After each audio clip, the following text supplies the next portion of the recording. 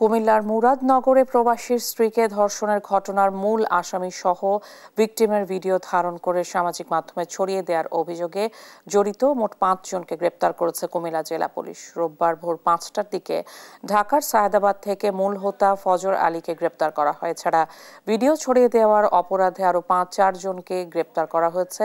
কুমিল্লা জেলা police super নাজির আহমেদ খান বিষয়টি নিশ্চিত করে বলেন, তাদের বিরুদ্ধে ডিজিটাল নিরাপত্তা আইনে মামলা করে আদালতে তোলা হবে।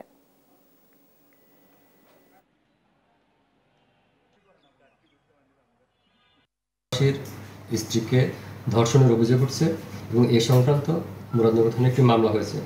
আমরা মামলার প্রধান অভিযুক্ত মোহাম্মদ ফজর আলীকে ইতিমধ্যে আমরা গ্রেপ্তার করেছি এবং এই ঘটনায় এলাকার কয়েকজন ভিকটিমের কিছু ভিডিও ধারণ করে সোশ্যাল মিডিয়ায় ছড়িয়ে দেয় এবং এই কাজ যারা করেছে তাদের 4 জনকে আমরা ইতিমধ্যে গ্রেপ্তার করেছি এবং গ্রেপ্তার করে তাদেরকে আইনের আওতায় আনার প্রক্রিয়া।